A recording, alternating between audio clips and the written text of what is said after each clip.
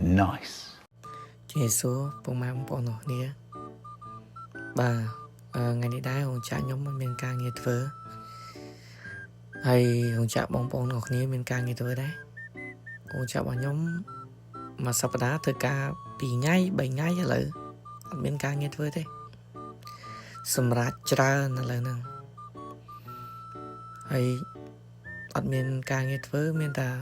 ដើរលេងក្បែរផ្ទះហ្នឹងដើរមើលកន្លងមានយាយតាក្រែហ្នឹងគាត់ដាំបន្លែដាំអីទៅគាត់យើង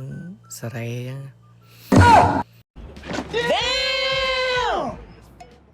បាទចេះនិយាយលេងឯងបងប្អូននៅក្បែរផ្ទះខ្ញុំនេះគ្មានអីសេរីទេអត់មានអីសោះតែហ្មងបាទខែក្តៅមានតែបន្លែមានតែស្ពៃឯហ្នឹងបាទហើយហ្នឹងគឺផ្ទះកន្លែងខ្ញុំស្នាក់នៅរៀងចាស់ដែរហើយនេះផ្ទះប្រធានភូមិ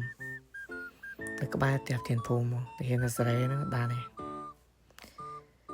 ហើយថ្ងៃហ្នឹងដែរអត់ធ្វើការមានតែចង់ទៅហាងខ្មែរនៅជិតផ្ទះដែរហ្នឹងតែត្រូវជិះឡានក្រុងទៅ4-10នាទីណាឥឡូវដើរទៅកន្លែងឡានក្រុងហ្នឹងទៅចាំហើយកន្លែងខ្ញុំនៅហ្នឹងវាមើលទៅដូចវាសុខសែតែម្ដងវាអត់មានជឿនលឿនអីដូចគេសោះមើលបងប្អូនអត់មានអីសោះតែមកដូចនៅសុខសែយើងចឹងអូចប់ឡានក្រុងទៅចោលបាត់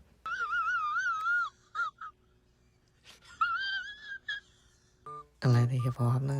ហៀបហត់វែងពេកឥឡូវឡានក្រុងទៅចោលបាត់ហើយអត់អីទេចាំ4-10នាទីទៀតទេឡានក្រុងមកមួយទៀតទេមាននឹងអង្គុយចាំទៀតទេឥឡូវហ្នឹងអង្គុយចាំមកសួរទៀតមកមួយទៀតទេឡានក្រុងនៅកន្លែងខ្ញុំហ្នឹងឡានក្រុងដូចជា15នាទីមកមួយ15នាទី20នាទីមកមួយហើយមកហើយបងប្អូនមកហើយឡានក្រុងមកមួយទៀតហើយឥឡូវហ្នឹងខ្ញុំឡើងជិះសិនហើយខ្លាចទៅចោលទៀតបានតែសារ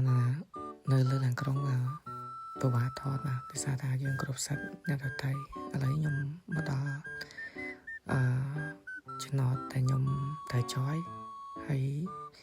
នៅម្ដុំខ្ញុំនេះហៅថាផាជូគឹមឆុនកន្លែងខ្ញុំរស់នៅហ្នឹងបាទហើយនឹងគឺជានៅខាងស្ដាំដៃហ្នឹងគឺជា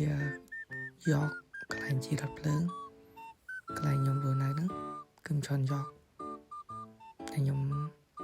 យើងចង់ជីរថភ្លើងទៅឆ្ងាយឬក៏ទៅចិត្តនឹងអីដែរយើងអាចធ្វើដំណើរតាមនឹងបានបើវាអត់ឆ្ងាយដែរទេពីកន្លែងខ្ញុំរស់នៅមកល្មមដែរ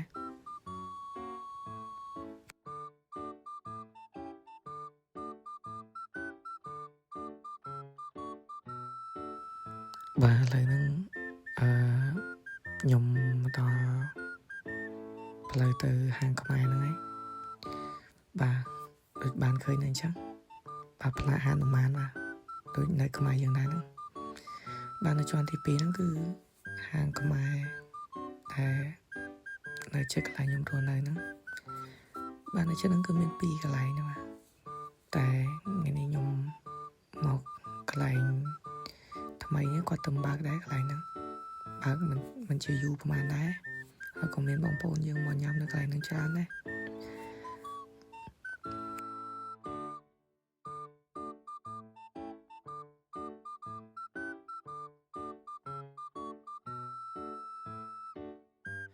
បាទបើចូលបើកឡើងដឹងញ៉ាំអីទេអត់ដឹងញ៉ាំអីទេដឹងញ៉ាំបាយក៏ដឹងញ៉ាំអីទេមានក្តារកាទៀវខគោបាទឥឡូវបានណាបានមួយចានហើយបាទវីដេអូនេះមានប៉ុណ្្នឹងទេបាទសូមអរគុណ